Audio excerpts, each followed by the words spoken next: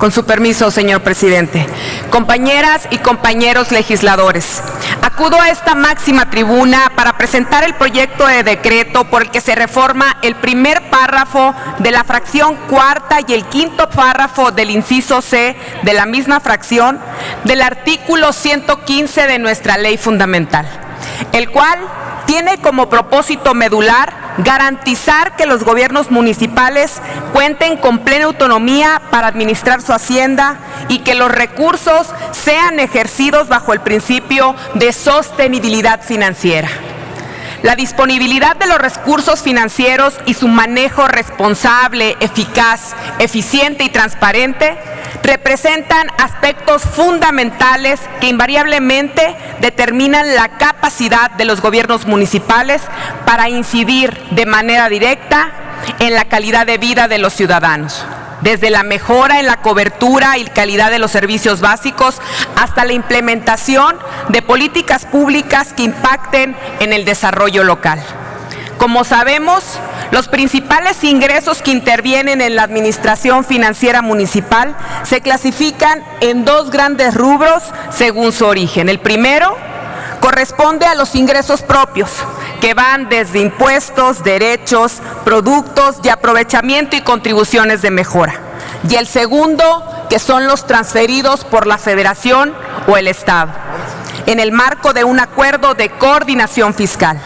En ese contexto, es claro que la calidad del desempeño y gestión de los gobiernos municipales y su impacto en el bienestar de la ciudadanía se encuentran en función de la autonomía financiera. El fortalecer la viabilidad financiera de los gobiernos locales constituye la base para sustentar una verdadera autonomía en el ámbito político y en la gestión administrativa. Gracias a esta autonomía, el municipio posee con la capacidad para contar con recursos suficientes derivados de renglones tributarios exclusivos, como el libre manejo de su patrimonio y la libre disposición de su hacienda. No es posible hablar de autonomía local si un municipio es dependiente en gran medida de las transferencias intergubernamentales para llevar a cabo sus funciones o incluso para financiar necesidades básicas de operación. La trascendencia y pertinencia de la autonomía financiera que aquí proponemos radica en que no se puede comprender ni la autonomía política ni la autonomía administrativa si el municipio no cuenta con mecanismos que le permitan el ejercicio pleno de la administración de sus recursos y por ende el acceso a más recursos directamente de las dependencias cuando sus finanzas tienen un manejo apegado a los indicadores de transparencia y de rendición de cuentas. La base de la autonomía local está no solo en disponer de atribuciones, sino en contar con los recursos financieros adecuados para hacerlas efectivas y transparentes. De igual manera, es imperativo que los recursos constitutivos de la hacienda municipal sean ejercidos bajo el principio de sostenibilidad financiera, es decir, mantener un financiamiento estable y de largo plazo que le permita cumplir con sus atribuciones y objetivos centrales con eficiencia, eficacia, economía y transparencia. Compañeros y compañeras senadoras, esta reforma a nuestra Constitución política coadyuvará a dar mayor autonomía a los municipios del país para poder administrar sus recursos públicos con base en los principios de legalidad, de transparencia, de control, de rendición de cuentas y de sostenibilidad financiera principalmente.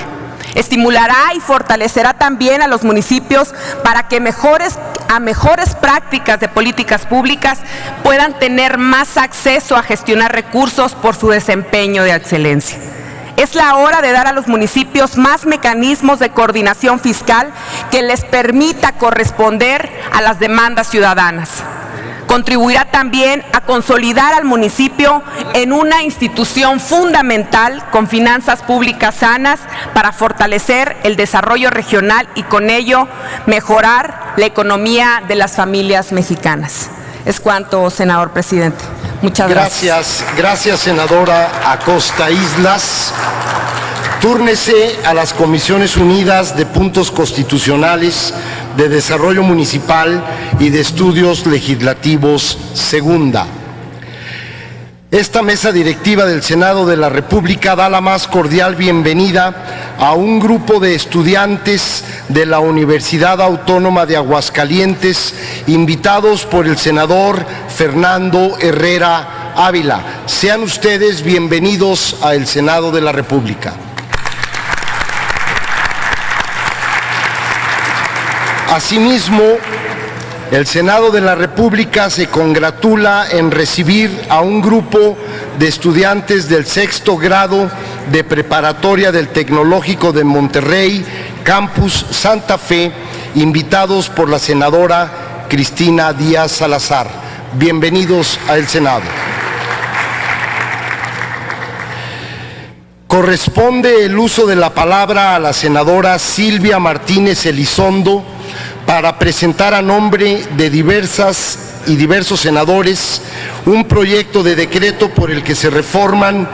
distintos artículos de la Ley Federal de Telecomunicaciones y Radiodifusión en materia de contenidos audiovisuales. En uso de la tribuna, la senadora Silvia Martínez Elizondo.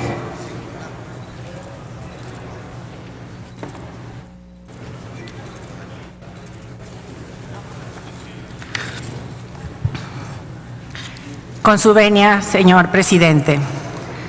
Estimadas senadoras, estimados senadores, someto a la consideración de esta Asamblea una iniciativa con proyecto de decreto por el que se reforman y adicionan diversos artículos de la Ley Federal de Telecomunicaciones y Radiodifusión relacionados con dos temas: la autoridad investigadora adscrita al Instituto Federal de Telecomunicaciones y la supervisión de los contenidos audiovisuales. Esta proposición está suscrita, además de la que habla, de un grupo plural de 17 senadores, senadoras y senadores de diversas fracciones parlamentarias, lo mismo que independientes.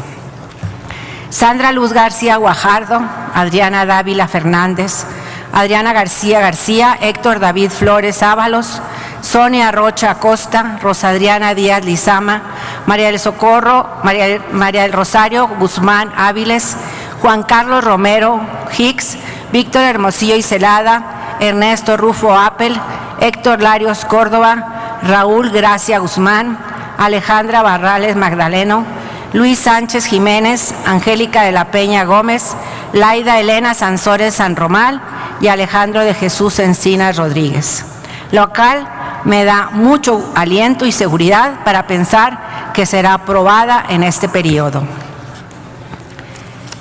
En fechas recientes hemos asistido a situaciones que dejan en entredicho la operación del órgano regulador, por lo que resulta necesario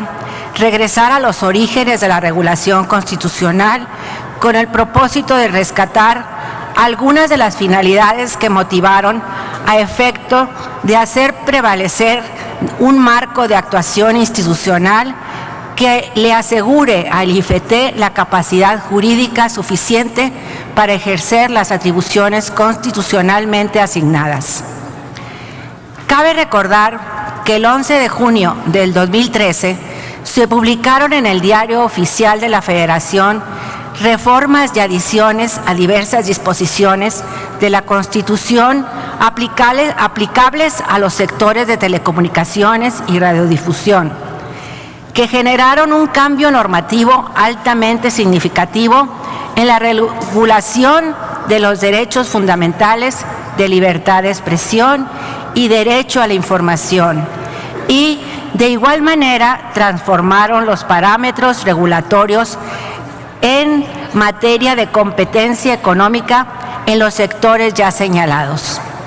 Al introducir, por ejemplo, una nueva figura, la de preponderancia, con la finalidad de establecer regulaciones específicas a los agentes económicos que tuvieran una concentración del mercado superior al 50%.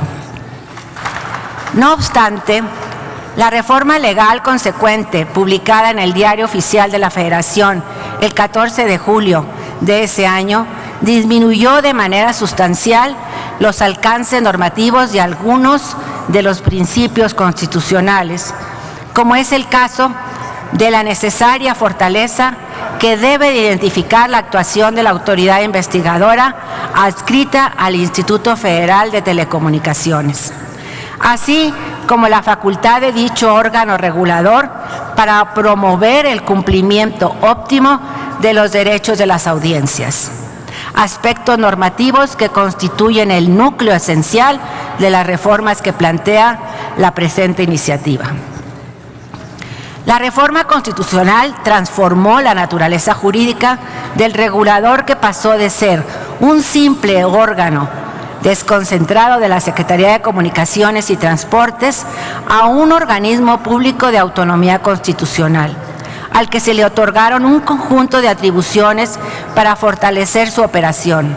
en beneficio de las audiencias de radiodifusión y de los usuarios de telecomunicaciones.